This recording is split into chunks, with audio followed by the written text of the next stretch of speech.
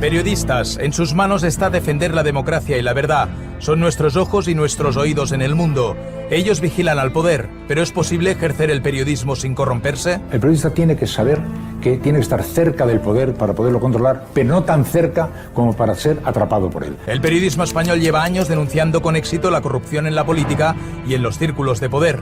Pero ¿quién controla a los periodistas? El banco, desde arriba, se había dado la orden de que a los periodistas se les concedieran créditos a tipos de interés que no estaban en el mercado. Hay economistas que todo el mundo conoce y que salen en radio y televisión que les patrocina directamente un banco. ¿Se puede comprar la voluntad de un periodista? ¿Es ético que los periodistas acepten regalos de lujo de empresas sobre las que tienen que informar? Claro, aceptar esos regalos, alguien no podría interpretar que tu independencia... Bueno, que interprete como quieran, yo tengo mi ética personal. Y sé cuándo tengo que decir que sí y cuándo tengo que decir que no. ¿Tuvo que rechazar la oferta para el Mundial o no invitaron a Iñaki Gabilondo? Bueno, sí me invitaron. ¿Y lo rechazó? No fui. Con la eclosión de los medios digitales nace una nueva especie de periodista dedicado a la extorsión. Con una audiencia insuficiente para su sostenibilidad económica, algunos de estos medios se dedican a chantajear con información, falsa en la mayoría de los casos. Me dice que tiene una recopilación de informaciones contra el Consejo con las que va a hacer muchísimo daño y que a cambio de no publicarlas tenemos que pagar 300.000 euros. El tándem formado por el excomisario Villarejo y el exministro de Interior Fernández Díaz sacan lo peor y lo mejor del periodismo. Yo, siendo director del Mundo, a mí se me ofrece 2 veces un informe falso sobre la financiación de Podemos. ¿Qué ocurre? Que al día siguiente de rechazarlo sale publicado en otros 2 medios. ¿Hay miedo hacia Villarejo aún? Muchísimo. ¿Por qué? ¿Por qué hay miedo? Pues porque es gente muy mala. ¿Y la parte peor incluye grabaciones? No, la parte peor incluye que te maten. ¿Existen las presiones del poder económico? ¿Hasta qué punto los anunciantes pueden condicionar lo que escriben o dicen los periodistas? Yo viví presiones de grandes empresas que sí que se creían, en cierto modo, con la potestad de decidir sobre qué se publicaba o no se publicaba porque eran grandes anunciantes, ¿no? Este es el mejor momento para hacer periodismo y el peor momento para vivir del periodismo. Y ahí está la clave.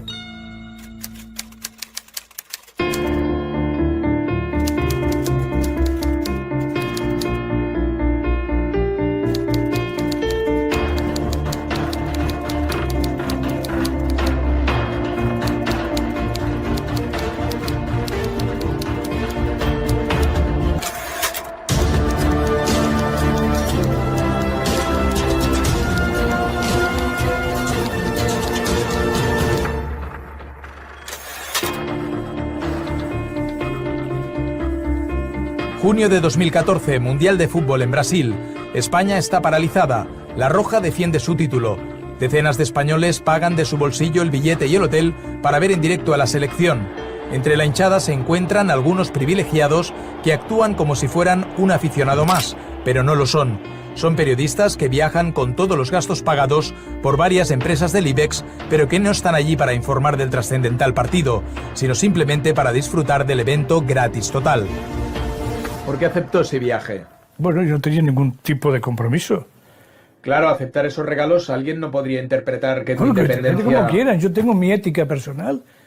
Y sé cuándo tengo que decir que sí y cuándo tengo que decir que no. ¿Considera que este regalo no le condiciona a la hora de informar sobre quién le ha invitado? Primero, yo no trabajo en el mundo futbolístico.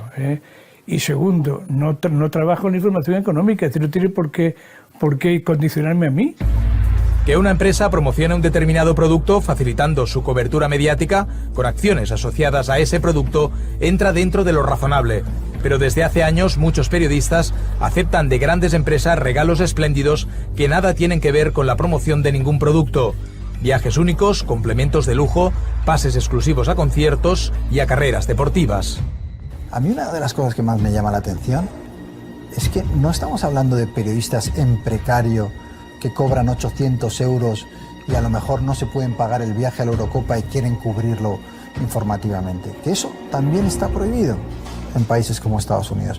No, estamos hablando de periodistas que ganan mucho dinero, que tienen una posición de privilegio, que no van a pasar ninguna dificultad y que se podrían pagar el viaje perfectamente. El viaje de María Escario al Mundial de 2014 levanta ampollas porque con su actuación los periodistas contravienen una norma interna de Televisión Española que especifica que no se pueden aceptar regalos de cuantía superior a 100 euros. María Escario no fue a informar del Mundial, fue solo a disfrutar de los partidos de La Roja, como una aficionada más, pero gratis.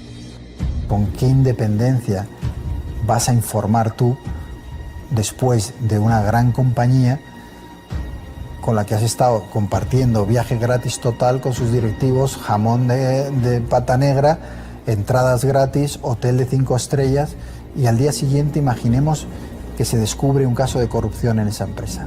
¿Va ese periodista a desvelarlo? ¿Va a informar sobre ello? ¿Tuvo que rechazar la oferta para el Mundial o no invitaron a Iñaki Gabilondo? Bueno, sí me invitaron.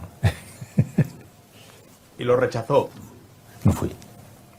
¿Se enfadaron? ¿Se molestaron? No, pero es que esto no suele ser así. O sea, los que hemos trabajado en grandes organizaciones, hemos tenido una notoriedad, nos ha ido especialmente bien, hemos tenido otra capacidad de maniobra. Nos han querido seducir más que otra cosa, ¿no?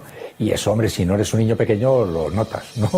Es difícil saber cuánto pueden condicionar la independencia de un periodista esos regalos de lujo, pero solo aceptarlos genera como mínimo la duda. El Código Deontológico de la Federación de Asociaciones de Periodistas de España lo deja muy claro en su artículo 7.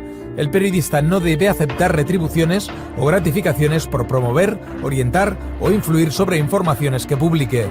Pero ni la por entonces presidenta de la Asociación de Periodistas de Madrid, Carmen del Riego, tiene reparo en aceptar el mismo regalo que sus otros compañeros. En el caso de los viajes, a mí me parece que está mal. En el caso de los claros obsequios que tienen por intención pues seducirte o halagarte, deberíamos ser más estrictos. Creo que a lo largo de los años ha habido demasiada manga ancha, bastante permisividad en estas cosas y coqueteos demasiado familiarizados entre periodistas, políticos, empresas, etcétera, ¿no?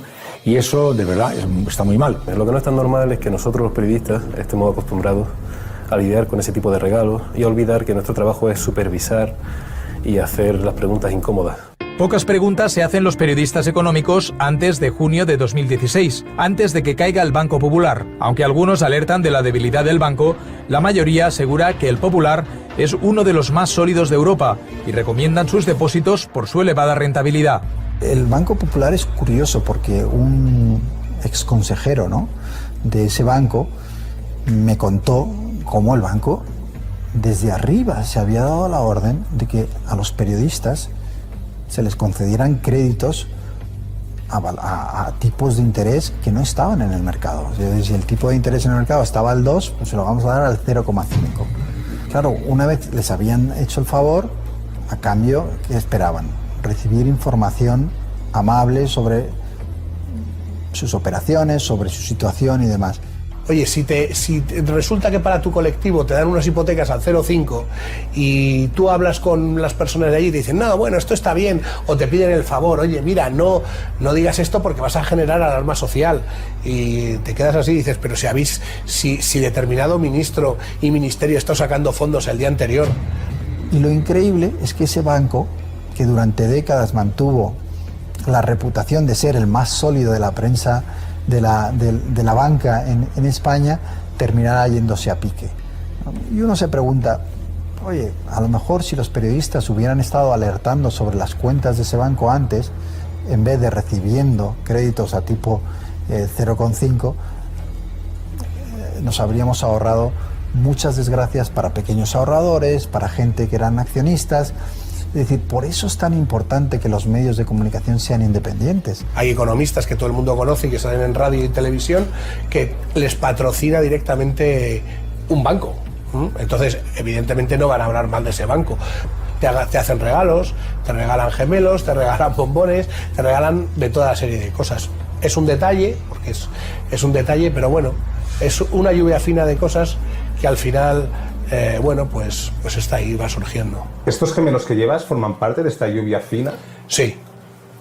¿Y entonces estos gemelos significan que te vendiste? No, a ver, Una cosa es que te regalen unos gemelos, porque bueno, les puede es un detalle que ellos dan, pues como si te dan un paraguas o si te dan un bolígrafo, ¿verdad? Si subimos de nivel y vemos los regalos que se proponen a directores de periódicos, la cosa cambia. Viajes de lujo a medida, experiencias exclusivas, solo por ser el responsable de un periódico. Me ofrecieron nada más llegar a la dirección del periódico a ver un concierto de Sting en privado, para un selectísimo grupo de personas. Me dijeron que vendrían a buscarme, un chofer, que viajaría a la Costa Brava, por supuesto el vuelo era en primera clase, hotel 6 estrellas, todo lujosísimo. Claro, yo llevaba una semana solo en la dirección del periódico, cuando lo vi, y recuerdo sonrojarme físicamente, decir, pero si este es un banco del que informamos todos los días en el periódico, ¿cómo puede pensar que yo, como director del periódico, vaya a aceptar un viaje así? Y ahí es donde se produce esa anécdota en la cual me dicen, ¿quieres ver la lista de los que aceptaron el viaje el año anterior? Y ahí empiezo a ver pues, a directores de periódico, a directivos de medios, a prácticamente todos, porque no lo ven mal. Hay una forma directa. Te toco la puerta, buenos días, ¿te apetece una comida maravillosa con una gente importantísima, puerta cerrada solo para ti y para un par de periodistas más de confianza? ¿Me apetece? Es una forma directa. También está la forma indirecta, que es decir, oye, me dejo todos los años 500.000 euros en publicidad en tu periódico. No te va a aportar mal conmigo porque de esos 500.000 euros comen tus periodistas. Y si yo retiro esa publicidad, tú vas a tener problemas. ¿Y dónde está la línea de me ayudan, financian, me comprometen o me convierten en uno de los suyos? Pues esto es una gama muy sutil. Si tú mañana vayas a abrir un periódico económico y de repente los 5 bancos principales muy gustosamente te subvencionan con un dinero para ayudarte a empezar, pues es interesante saber cómo vas a gestionar tú ahora la relación con ellos que te han ayudado a empezar. La publicidad es un arma poderosa de presión sobre los medios. Los anunciantes suponen un porcentaje muy alto de los ingresos de un periódico. Durante la etapa de David Jiménez como director del Mundo, sufre en sus carnes las presiones de César Alierta, el todopoderoso presidente ejecutivo de Telefónica y uno de los grandes anunciantes de España. Tú vete a las hemerotecas y busca noticias negativas sobre César Alierta durante su presidencia. A ver qué encuentras. No vas a encontrar nada, solo lo que se publicó en El Mundo. Ese era el grado de control que tenía sobre los medios de comunicación. ¿Y por qué era tan grande también esa influencia? Porque como era el colocador de los exministros y de los poderosos en la empresa, los que todavía estaban en el poder decían, oye, si algún día dejo mi actual trabajo, me puede caer un sueldo de 6 o 7 ceros en esa empresa. Los departamentos de prensa son los que te llaman y te dicen, oye, no digas esto o no digas lo otro, hemos oído que vas a hablar de determinado tipo de hipotecas y no queremos. Entonces en un principio lo hacen de una manera muy velada, simplemente te dicen, oye, por favor, te lo piden por favor, luego ya pasan al siguiente grado, que es vamos a quitar la publicidad del programa. Y el siguiente grado es, no solo es que vamos a quitar la publicidad del programa, es que vamos a hablar con donde metemos otros programas, otros medios de comunicación, cadenas donde metemos publicidad y vamos a vetarte. Pero más allá del poder que ejercen los anunciantes, hay una cloaca de la prensa de la que hasta ahora nadie nos había hablado. Ha sido David Jiménez en su libro El Director quien lo ha nombrado por primera vez. Son los llamados acuerdos, pactos secretos entre los periódicos y las grandes empresas, mayor inversión publicitaria a cambio de influencia en la línea editorial. Yo no lo había oído nunca, pero cuando llego y se habla, y de hecho en el libro cuento una reunión en la que estamos con el presidente del BVA, Francisco González, donde se le pide que a ver si puede arreglarnos el presupuesto porque el año no está yendo como debería. Y ahí se habla de los acuerdos, ¿no? ¿Podemos aportar algo más a los acuerdos? Es una frase que ya está en ese mundo y que es curioso que haya tardado tanto tiempo en salir a la luz, porque hasta que no ha salido en mi libro nadie había hablado tan abiertamente de los acuerdos, cuando es una cosa que todos los periodistas de nivel alto, ¿no? Directivo o empresarios del IBEX conocen perfectamente. Eso es lo que más me ha interesado de todo el libro. La parte a la que él se refiere como un sistema armado, estructurado, etcétera, esa es la que yo nunca la había interpretado así. No dudo que lo sea, porque lo dice, pero yo nunca lo he interpretado así. En el libro se habla de César Alierta y de cómo se intenta parar una información en la que Alierta está implicado como socio en un hotel con Rodrigo Rato, y ahí ¿qué se produce?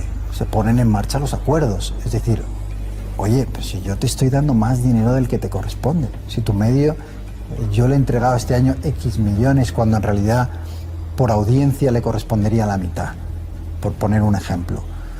Ahora te toca a ti cumplir tu parte del trato y no publicar esa historia.